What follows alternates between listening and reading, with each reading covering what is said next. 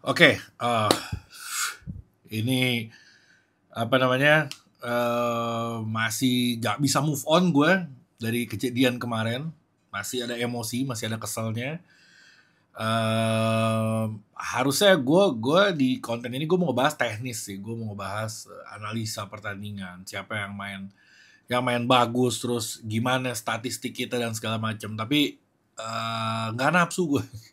Gue gak nafsu bahas itu, jadi gue cuman mau ngebahas hal-hal kontroversi aja yang terjadi di pertandingan kemarin dan kemungkinan-kemungkinan harapan untuk kita tentang banding yang diajukan atau protes yang diajukan. Apakah bisa atau enggak, atau apa namanya, ya beberapa poin lah yang kemungkinan besar kalau ini dilakukan bisa menguntungkan timnas Indonesia.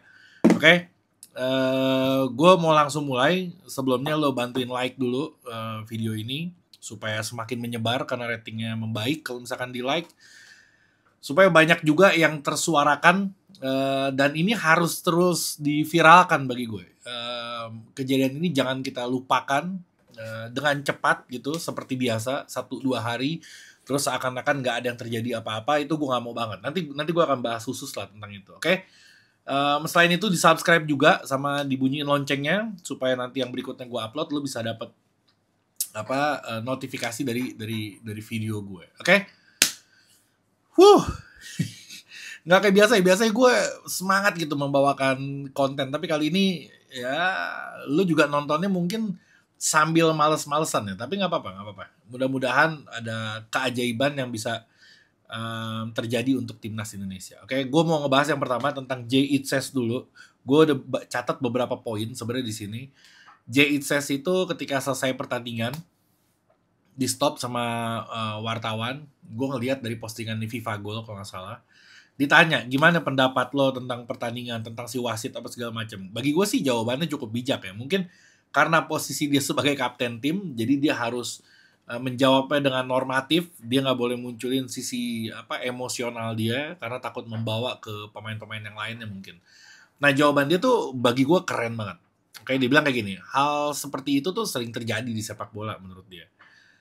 Itu biasa terjadi di sepak bola. Dan sekarang untuk kami ini seperti kekalahan rasanya. Padahal kita seri sebenarnya kita kalah. Cuman emang bener, gue juga ngerasain itu. Gue ngerasa kayak kita kalah gitu. Soalnya ini udah di ujung mata, udah di ujung pertandingan, sisa beberapa detik aja gitu depan mata kita kemenangan itu kita bisa di klasemen kedua. Jadi menurut si Jay Itzes pun seri ini tuh seperti kekalahan rasanya. Terus ditanya lagi sama si wartawan, dan apakah menurut lo kita dirampok sama wasit? Jawabannya dia bilang kayak gini. Seperti yang gue bilang barusan, dia bilang, ya inilah sepak bola gitu. Yang pasti kami harus berkaca dan yang sudah terjadi ya terjadilah gitu. Terus langsung ditinggalin sama dia. Kurang lebih arti dari omongan dia kayak gitu. Ya oke lah untuk seorang kapten ngomong kayak gitu cukup bijak. Pasti dia kesel banget karena dia orang pertama yang protes ke wasit setelah peluit terakhir dibunyikan. Dia yang lari langsung ke wasit, kelihatan emosi banget. Selain dia, Shane Patinama juga sampai berantem sama officialnya Bahrain. Pak Sumarji juga sampai kena kartu merah kalau nggak salah. Ya memang emosi banget. Tapi Jesus bisa menghadapi itu dengan tenang. Tapi mungkin ada langkah-langkah lain yang akan diambil sama PSSI. Oke? Terus biasanya ini yang paling gue hindarin. Biasanya itu ada kalimat, oke, kita move on, kita lupakan pertandingan kemarin, kita harus fokus di pertandingan berikutnya. Oke, silahkan aja mau ngomong kayak gitu. Tapi gue nggak sependapat. Kenapa? Karena bagi gue kita selalu kayak begitu. Dicurangin, lupakan, tatap yang depan. Dicurangin, lupakan, tatap yang depan. Ini akhirannya semua negara jadi seenaknya sama kita. Kita ini bangsa yang besar, kita bangsa yang harus dihormatin, kita bangsa yang nggak boleh diinjak-injak. Jadi ketika ada yang curangin kita, itu berarti mereka menganggap kita lemah. Kalau kita cuma 1-2 hari kekecewaan kita lupakan, itu memang yang mereka harapkan gitu. Itu yang bagi gue nggak boleh kita lakukan. Gue sarankan, kalau kalian nggak mau ikut nggak apa-apa, gue akan melakukan itu terus-terusan sampai ada keputusan bandingnya itu atau protes dari PSSI itu diterima atau enggak. Kalau enggak ya udah selesai. Kalau diterima ya alhamdulillah. Tapi jangan nyerah sebelum berperang. Gue nggak mau bangsa Indonesia ini selalu dianggap rendah, selalu dianggap enteng sama bangsa lain yang oke kita curangin dia, nggak bakal protes. Dia paling 1-2 hari ramai, setelah itu selesai gitu. Nggak, kali ini nggak bisa kayak gitu. Kali ini kita harus berjuang sampai titik darah penghabisan. Entah hasilnya diterima, tentu dengan mekanisme yang ada ya. Entah hasilnya diterima atau enggak, tapi pastikanlah kita harus berjuang sampai titik darah penghabisan. Itu pesan gue buat kalian sih, oke? Terus gue mau lanjut lagi ke yang lain. Agak emosi gue. Gue lemes tapi emosi. Gue kalau bisa nyampein dengan teriak-teriak mungkin itu akan gue lakukan. Gue bahkan tadi malam juga gue cukup meluapkan emosi. Aduh, memang ngeselin banget sih, oke? Apa ya? Yang beberapa hal yang disuruh ke gue dari komen ya, gue ngeliat ada yang DM dan segala macam. Bang, lo kan gue sebenarnya gak mau bahas sih, cuman gak apa-apa, ini khusus buat di YouTube aja. Bang, lo kan keturunan Arab ya, harusnya lo yang paling ini dong, apa sih, bertanggung jawab atau apa? Ya ada urusannya gue pikir. Gue lahir di Indonesia, bapak emak gue lahir di Indonesia, kakek nenek gue juga lahir di Indonesia, gue tumbuh kembang di sini, ari-ari gue ditanam juga di sini. Dan gue kalaupun keturunan Arab, ya dari Yaman. Wasit ini dari Oman. Dan ngelawan kita kemarin Bahrain. Beda. Lo ada Indonesia, ada Malaysia, ada Vietnam, ada Filipina. Jauh. Negaranya pun jauh gitu. Nggak ada urusannya. Jadi nggak semua orang Arab itu sama. Beda-beda. Orang Arab pun punya negaranya masing-masing. Dan Arab Yaman ini adalah yang paling berbeda dibanding negara lain. Karena negara lain lo lihat sendiri. Maju-maju negaranya. Nah, Yaman ini seperti negara yang ditinggalkan sama negara yang lain. Jadi kalau lo kecewa ya, kalau kita sekarang kecewa ya itu negara itu mungkin udah kecewa dari lama gitu. Jadi nggak ada kaitannya dan jangan sangkut pautkan gue dengan itu. Gue orang Indonesia. Gue orang Indonesia. Mukanya aja beda. Jadi jangan lah komen-komen di situ. Gue juga lagi empet sama kayak lo. Jadi jangan nyuruh gue yang enggak aja. Kita berjuang bersama. Oke? Ada aja, nggak apa-apa ya. Oke. Terus media Belanda pun ikut berkomentar. Media Belanda ikut berkomentar, meluapkan kekecewaannya. Alhamdulillahnya pertandingan kita ini disiarkan sama 40 negara. Jadi 40 negara itu menjadi saksi betapa biadabnya kecurangan yang dilakukan sama wasit ini.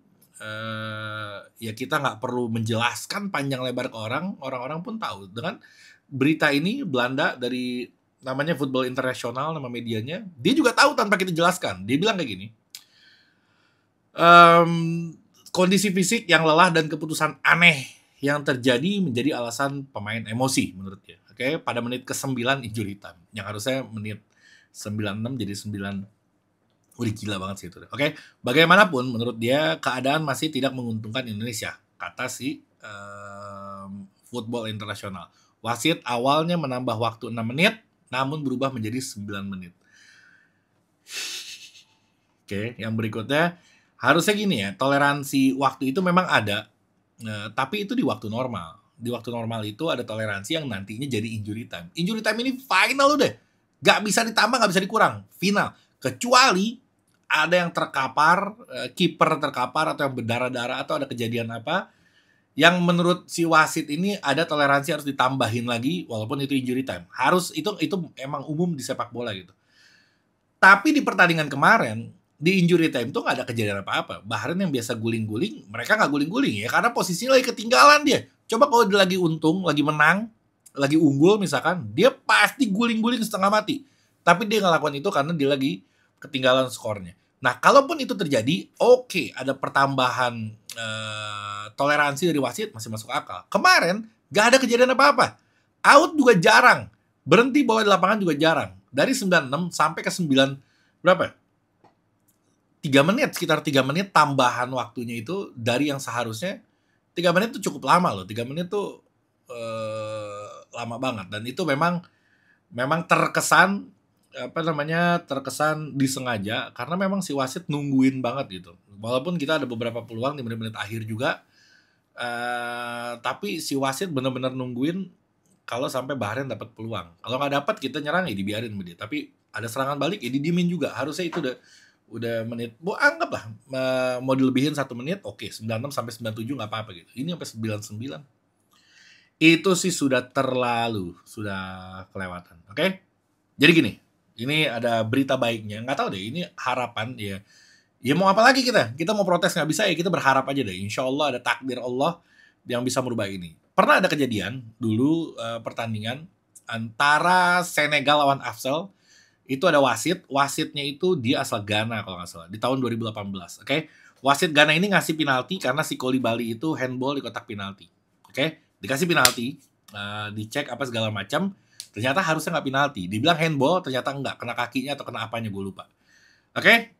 Ribut lah rame kayak kita sekarang gini. Wah, viral di mana-mana karena ini memutuskan untuk apa langkah kualifikasi Piala Dunia juga sama kayak kita kejadiannya di kualifikasi Piala Dunia juga. Oke? Viral di mana-mana, rame sampai itu yang gue bilang tadi makanya jangan kita lupakan. Kalau kita lupakan ya selesai. Nanti dia nggak merasa tertekan. Jadi kita hajar terus dengan mekanisme yang ada sampai nanti ada yang diproses gitu sama si FIFA-nya. Terbukti ini pernah diproses, eranya ditinjau ulang sama FIFA, bahkan sampai ke pengadilan CAS, lo bayangin.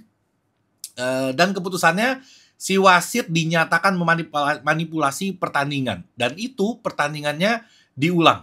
Oke, setelah diulang Senegalnya menang lawan Afsel 2-0 skornya. Si Senegal berhasil memanfaatkan pertandingan ulang itu dan akhirnya Senegal itu lolos ke Piala Dunia 2018 di Rusia. Oke? Itu pernah terjadi dan itu bisa terjadi dan hukumnya ada. Jadi gue berharap kita terus suarakan ini sampai ini terjadi gitu. Nah, syukur-syukur nggak pertandingan ulang. Ngapain pertandingan ulang? Kita yang dicurangin kok. Kita dicurangin 3 menit terakhir, ya 3 menit terakhirnya aja hapus gitu. Jadi gol itu dianggap tidak sah. Kalau pertandingan ulang bisa, ngapus 3 menit terakhir harusnya bisa juga. Makanya harus banding. Makanya harus tetap viral. Makanya jangan oke move on. Apa-apa move on. Ngapain move on? Tar dulu, hajar dulu, baru move on. Emosi gue jadinya. Allah Akbar. Oke. Apa hukuman yang pantas buat orang ini, buat si wasit ini? Oke. Wasit yang sebelumnya yang pertandingan Afsel Senegal itu dia tidak boleh terlibat dalam dunia sepak bola seumur hidup dia. Itu hukuman yang berat buat si wasit Ghana itu yang terbukti melakukan manipulasi. Nah, sekarang apa hukuman yang berat buat orang ini, wasit Oman ini? Oke, bagi gue kalau misalkan dia dipensiunkan dan dia dihukum apa namanya seumur hidup tidak boleh terlibat di sepak bola, ya dia juga kayaknya udah nggak mau juga, udah tua juga dia. Jadi gue pensiun dapat duit, ya duit udah banyak ya nggak, ya pensiun aja nggak ada urusan. Kalau gue nggak mau sampai di situ. Ini orang harus dihukum, hukumnya hukum pidana, pengadilan. Karena apa? Karena ini match fixing juga ini pengaturan skor, ini tindakan yang berlawanan dengan hukum juga. Jadi ini orang nggak cuman sekedar dipensiunkan dari dunia sepak bola, ini orang harus dihukum. Ditarik lagi misalkan audit duitnya, ada masuk duit atau enggak, dan dia dihukum sesuai hukum. Kan banyak juga kan pemain yang melakukan pengaturan skor, itu dimasukin penjara, ya ini orang harus masukin penjara. Jangan sampai nanti cuma dipensiunkan. Memang pengennya dia dipensiunkan. Gue dapat duit gede, ya gue pensiun aja, istilahnya kayak gitu. Jadi hukuman yang pas adalah ya pertandingannya dihapus 3 menit terakhir atau paling jeleknya ditanding ulang. Wasit ini diberhentikan dari sepak bola seumur hidup dia dan dia harus kena hukum pidana yang mana itu pernah terjadi dengan wasit-wasit di belahan dunia manapun. Itu harapan gue. Oke? Shane Patinama juga sampai marah-marah yang tadi gue singgung. Sintayong juga marah-marah di preskon juga dia terlihat dingin dan dia menolak salaman dengan panitia dari Bahrain. Itu tindakan yang mewakili banget gitu. Gue pas ngeliat dia tolak tanda tangan, gue girang banget itu. Mampus lo, buat gue ini adalah sikap dari negara Indonesia yang kita nggak bisa diremehin lagi. Jangan apa-apa kita lo kayak ditampar terus lo diem aja gitu. Jangan tampar lagi mukanya. Astagfirullahaladzim. Gue emosi banget gue. Oke, terus kata Sintayong kayak gini, gue lanjutin aja deh. Kata Sintayong, kedua tim Bahrain dan Indonesia melakukan yang terbaik sampai peluit panjang akhir dibunyikan. Tetap saja saya akan menyebut hal memalukan soal keputusan wasit. Menurut Sintayong, jika AFC mau berkembang, keputusan wasit juga harus ditingkatkan. Jika semua orang melihat laga ini, mungkin Anda mengerti mengapa pemain kami marah. Tambahan waktu 6 menit, tapi laga sampai lebih dari 9 menit. Semua keputusan wasit bias. Ketika kami melakukan pelanggaran, semua pemain berteriak meminta free kick. Itu memang terjadi banget gitu. Oke? Gue mau ngebahas apa ya? Gue mau ngebahas yang hal lainnya nggak nafsu gue. Paling gue mau komentarin terakhir gue mau komentarin sedikit-sedikit aja tentang pemain-pemain timnas. Oke, gue mungkin mulai dari Martin Paes. Martin Paes bermain dengan fenomenal buat gue. Dia kegolan 2 pun, ya itu kiper siapapun di seluruh dunia ya pasti kegolan. Karena itu bola mati juga semuanya. Gol pertama bola mati, gol kedua pun bola mati. Dan itu memang sulit diantisipasi karena bolanya bola liar yang gol kedua. Yang bola pertama memang gila, tendangannya kencang banget. Jadi catatan gue Martin Paes masih oke, masih luar biasa permainannya. Messi Legers gila fenomenal, dia selain bertahan, dia menyerangnya juga bisa banget membangun serangan, bahkan dia sering banget maju. JIS tenang seperti biasa. Jordi Amat agak sedikit goyang gue ngeliatnya, dan alhamdulillah diganti sama Rizky Ridho, dan Rizky Ridho menggantikan dengan luar biasa. Jago banget mainnya, bagus, dingin, tenang. Ini memang setara lah kualitas si Rizky Ridho dengan back-back yang main di Eropa. Keren banget, oke? Di tengah, gue ngelihat Tom Haye, bahkan gue Rafael strike juga dari Tom Haye bolanya. Memang dia ya pemain aja, dia playmaker aja udah. Dia kayak Andrea Pirlo lah waktu itu. Bagus banget. Terus Verdong selalu fenomenal. Sandy Walsh oke, tapi karena kepentingan strategi akhirnya dia mesti diganti. Terus Malik Rizaldi itu sedikit mengecoh perkiraan dari Bahrain, karena biasanya Bahrain itu membaca permainan sebelah sisi sana, anggaplah pemain yang lain, tiba-tiba yang main Malik Rizaldi, itu sedikit mengecoh, dan itu lumayan juga sih, bisa dimanfaatkan sama si Malik Rizaldi. Terus siapa lagi? Rafael Strike, banyak cut inside yang menurut gue oke, banyak peluang juga yang terbuang, tapi akhirnya dia bisa mencetak gol, dan memang tendangannya bagus banget. Dan gol itu bukan baru pertama kali dilakukan, dia pernah melakukan itu ketika Piala Asia kalau nggak salah. Terus Ragnar Ratmangun mencetak gol, mainnya luar biasa. Sayang controlling bolanya banyak banget yang lepas gue ngelihatnya, tapi di line itu oke banget permainannya, dan dia bisa menunjukkan kualitasnya. Siapa lagi? Eliano nggak begitu kelihatan karena dia harus ada di sisi pertahanan. Terus siapa lagi yang main? Witan. Ya Witan nggak banyak dapat kesempatan karena cuma terakhir doang. Sayang ada peluang emas di akhir-akhir, nggak bisa dimanfaatkan dengan baik. Marcelino agak oke kemarin mainnya ternyata, bagus banget deh. Ada peluang juga dari Marcelino ya kalau nggak salah ya. Ya bagus lah dia mainnya. Siapa lagi terus yang main? Lupa gue. Sayang aja Shane Patinama, Nathan juga main, cuman nggak begitu kelihatan ya karena di akhir. Shane Patinama sayang nggak dimainin. Harusnya tuh menit-menit akhir Shane Patinama gantiin Verdong aja, karena biar dapat tenaga baru, bukan berarti Verdong jelek, tapi dapat tenaga baru supaya bertahannya lebih maksimal. Harusnya Shane Patinama masuk tuh. Gue ngeliatnya agak-agak sedikit gregetan kemarin. Oke? Kayaknya udahlah. Gue males sih ngebahas tentang pertandingannya. Gue udah terlanjur kesal dengan apa yang terjadi dengan pertandingan kemarin. Ingat, jangan move on dulu. Tar dulu, sabar. Kita hajar dulu sampai nih kasus kelar. Oke? Fokus, tetap aja fokus. Kita fokus lawan Cina, nggak berarti harus move on dari yang kemarin. Nggak begitu. Fokus aja. Kalau di sini jangan move on dulu. Saran gue seperti itu. Oke? Sekian dari gue. Assalamualaikum warahmatullahi wabarakatuh.